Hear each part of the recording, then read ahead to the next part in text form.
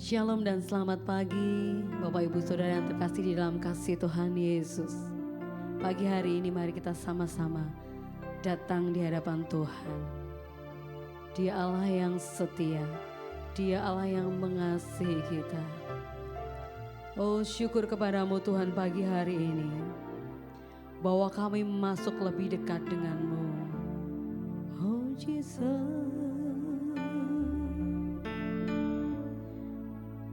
bawa daku mendekat padamu, tinggal di dalammu, menikmati anugerah kasih-Mu, hidup dalam kehendak-Mu, bawa daku mendekat padamu, tinggal di dalammu, menikmati anugerah kasih-Mu, hidup dalam kehendak-Mu. Ku tak ingin jauh dari-Mu Tuhan, bawaku ke tempat kediaman-Mu, biarkanlah Roh-Mu tinggal di dalamku, di bait suci-Mu. Benar Tuhan, oh, bawa daku mendekat padamu, tinggal di dalammu, menikmati anugerah kasih-Mu, hidup dalam kehendak-Mu. Ku tak ingin jauh dari-Mu Tuhan, bawaku ke tempat kediaman-Mu, biarkanlah Roh-Mu tinggal di dalamku, di bait suci-Mu. Ku tak ingin jauh dari-Mu Tuhan, bawaku ke tempat kediaman-Mu, biarkanlah Roh-Mu tinggal di dalamku, di bait suci-Mu,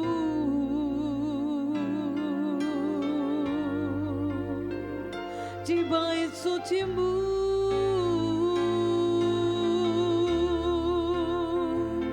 Ku mau tinggal Tuhan selalu, ku ingin, oh haleluya, haleluya, oh, ku ingin lebih dekat denganmu, menikmati hadirat-Mu Tuhan. Haleluya, haleluya,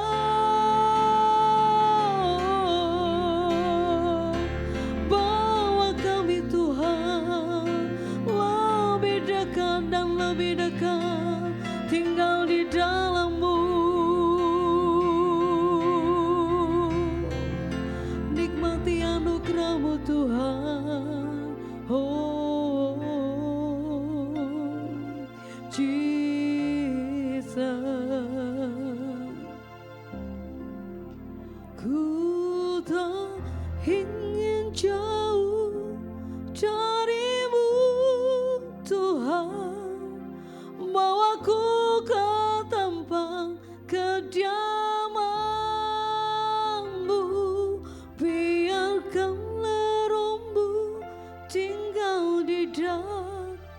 dalamku, di bait suci-Mu. Ku tak ingin jauh dari-Mu, Tuhan. Bawaku ke tempat kediaman-Mu. Biarkanlah Roh-Mu tinggal di dalamku, di bait suci-Mu. Biarkanlah Roh-Mu tinggal di dalamku, di bait suci-Mu.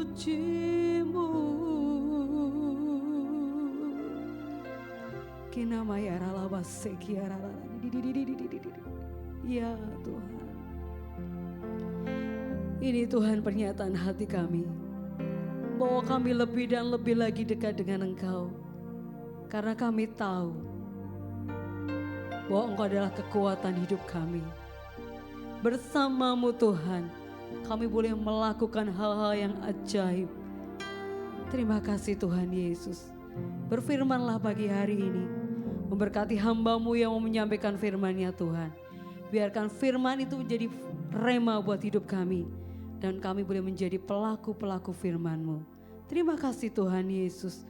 Hanya di dalam dan demi nama Tuhan Yesus Kristus kami berdoa. Haleluya. Amin. Shalom, selamat pagi Bapak Ibu yang diberkati Tuhan. Mari saya mengajak di pagi hari ini untuk kita kembali bersama-sama merenungkan akan kebenaran firman Tuhan. Dan di pagi hari ini Bapak Ibu Saudara, pastinya kita diliputi oleh rasa yang tenang, sukacita, bahkan optimis dalam setiap kehidupan kita Bapak Ibu Saudara. Karena kita percaya memasuki di bulan yang baru ini, tentunya kita juga akan belajar sesuatu yang baru. Yaitu adalah iman yang tak tergoyahkan. Luar biasa Bapak Ibu Saudara.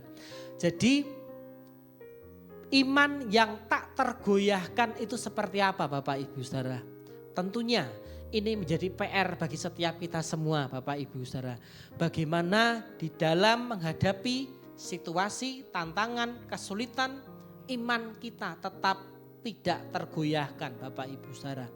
Karena hari-hari ini banyak anak-anak Tuhan Bapak Ibu Saudara, imannya mulai digoyahkan karena masalah, karena tantangan, karena kesulitan.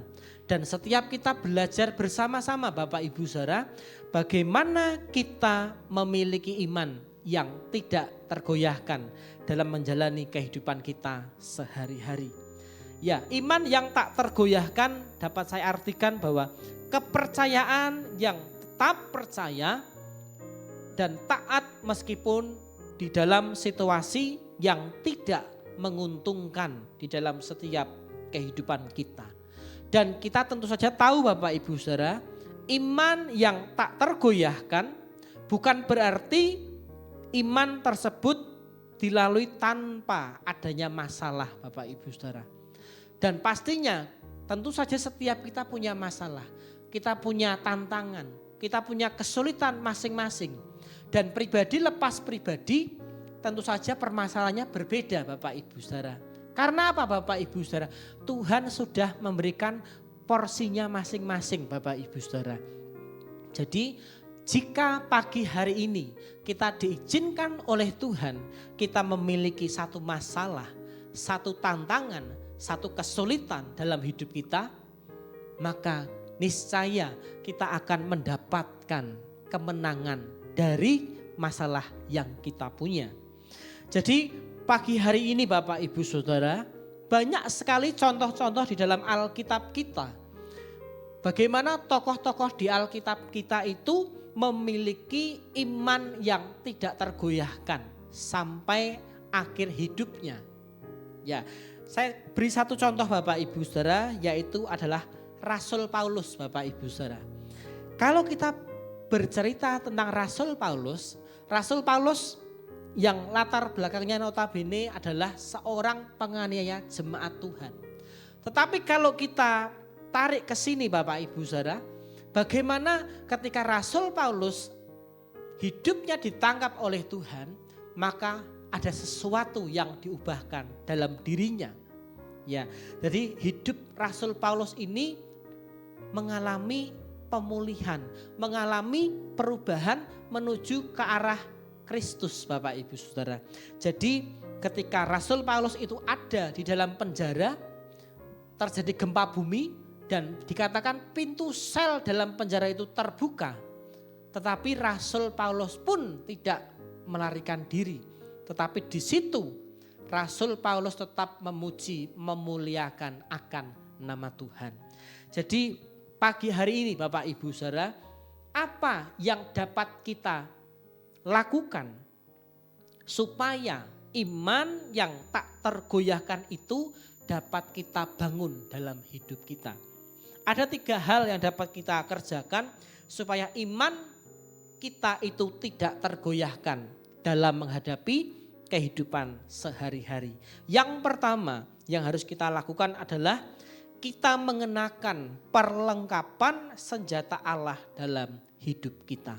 Jadi ketika kita ingin berperang melawan musuh, Bapak Ibu Saudara, pastinya kita harus memperlengkapi diri kita dengan persenjataan yang lengkap. Ya, contohnya bangsa kita Indonesia, Bapak Ibu Saudara, supaya tidak dimasuki oleh musuh di wilayah Indonesia. Tentu saja dari TNI, ya, Angkatan Laut, Angkatan Darat, semuanya diperlengkapi dengan persenjataan yang lengkap, Bapak Ibu Saudara. Begitu juga pun dalam setiap kehidupan kita. Dengan iman kita, Bapak Ibu Saudara, kita juga harus memperlengkapi iman kita dengan senjata Allah dalam hidup ini. Kita buka dalam Efesus pasal yang ke-6 ayat 11 sampai 13. Efesus 6 ayat 11 sampai 13. Kenakanlah seluruh perlengkapan senjata Allah supaya kamu dapat bertahan melawan tipu muslihat iblis. Karena perjuangan kita bukanlah melawan darah dan daging, tetapi melawan pemerintah-pemerintah, melawan penguasa-penguasa, melawan penghulu-penghulu dunia yang gelap ini, melawan roh-roh jahat di udara. Sebab itu ambillah seluruh perlengkapan senjata Allah supaya kamu dapat mengadakan perlawanan pada hari yang jahat itu dan tetap berdiri sesudah kamu menyelesaikan segala sesuatu. Amin, ya. Jadi poin pertama yang harus kita lakukan agar iman yang tidak tergoyahkan itu ada dalam hidup kita, maka yang pertama kita harus memperlengkapi diri kita dengan perlengkapan senjata daripada Tuhan. Jadi gunanya perlengkapan senjata daripada Allah, Bapak Ibu Saudara. Salah satunya apa? Ketopong keselamatan, Bapak Ibu Saudara. Itulah yang dapat memproteksi hidup kita, yang menjamin keselamatan kita dalam menghadapi kehidupan kita yang dikatakan penuh dengan kejahatan. Jadi hari-hari ini Bapak Ibu Saudara, kalau kita melihat, kita perhatikan kehidupan di sekitar kita ini bukan semakin hari semakin baik Bapak Ibu Saudara. Tetapi dikatakan semakin jahat Bapak Ibu Saudara. Ada pembunuhan, ada pencurian, ya, ada pertikaian satu dengan yang lainnya. Ini membuktikan bahwa Bapak Ibu Saudara, ya, dunia ini tidak sedang baik-baik saja, ya, apalagi perang dunia ketiga Bapak Ibu Saudara, ya, Amerika dan lain sebagainya. Tetapi kita sebagai anak-anak Tuhan, kita mau tetap berdiri teguh di dalam Tuhan, yaitu dengan cara memperlengkapi hidup kita dengan senjata daripada Allah. Lalu yang kedua Bapak Ibu Saudara, apa yang kita dapat kerjakan supaya iman yang tak tergoyahkan itu dapat menjadi dalam hidup kita. Yang kedua adalah membangun komunikasi dengan Tuhan kita. Jadi kita percaya Bapak Ibu Saudara, berdoa itu adalah komunikasi kita dengan Tuhan. Berdoa itu adalah nafas kehidupan orang percaya. Jadi kalau kita tidak berdoa Bapak Ibu Saudara, ya, berarti nafas kita terganggu dalam kehidupan kita Bapak Ibu Saudara. Jadi hari-hari ini Bapak Ibu Saudara, karena di sekeliling kita tidak sedang baik-baik saja, maka kita harus lebih lagi, lebih intens lagi berkomunikasi dengan Tuhan kita. Bangun jam-jam doa kita kepada Tuhan. Karena dialah tempat perlindungan di dalam setiap kehidupan kita. Kita buka Mazmur 62 ayat yang ke-9. Mazmur pasal 62 ayat yang ke-9. Firman Tuhan katakan, percayalah kepadanya setiap waktu, hai umat. Curahkanlah isi hatimu di hadapannya. Allah ialah tempat perlindungan kita. Sekali lagi, percayalah kepadanya setiap waktu, hai umat. Curahkanlah isi hatimu di hadapannya. Allah ialah tempat perlindungan kita. Amin. Jadi Allah merupakan satu-satunya tempat perlindungan kita, Bapak Ibu Saudara. Jadi ada pujian, hanya dekat Allah saja hati kita tenang, Bapak Ibu Saudara. Karena daripadanya lah keselamatan kita datang. Keselamatan kita peroleh ketika kita ada dalam hadirat Tuhan. Jadi ketika menghadapi situasi yang sulit, jangan mudah menyerah, Bapak Ibu Saudara. Mungkin kita memperkatakan gampang, Mas, ya, memperkatakan mudah, tetapi untuk melakukannya tidak semudah ketika kita memperkatakan. Tapi pagi hari ini Bapak Ibu Saudara, kita mau bersama-sama belajar, ya. Karena di dalam dunia ini Bapak Ibu Saudara, sebagai anak-anak Tuhan, kita masuk di dalam yang namanya sekolah kehidupan, Bapak Ibu Saudara. Kapan sekolah kehidupan kita berakhir, Bapak Ibu Saudara? Ya nanti ketika kita sudah dipanggil pulang kembali ke rumah Tuhan, ya. Sekolah kehidupan kita berakhir. Tetapi ketika kita masih ada dalam dunia ini, sekolah kehidupan kita terus akan berjalan dalam setiap kehidupan kita.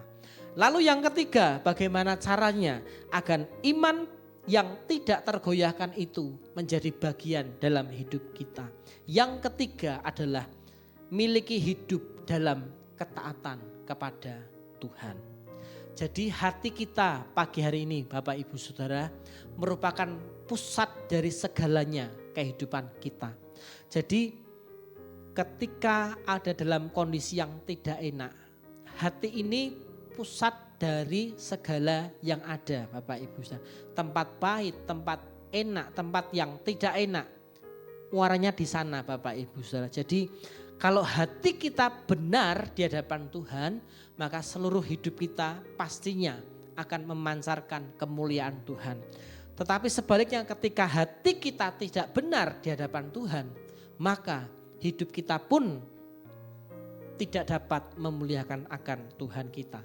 Yehezkiel 11 ayat 19. Aku akan memberikan mereka hati yang lain dan roh yang baru di dalam batin mereka.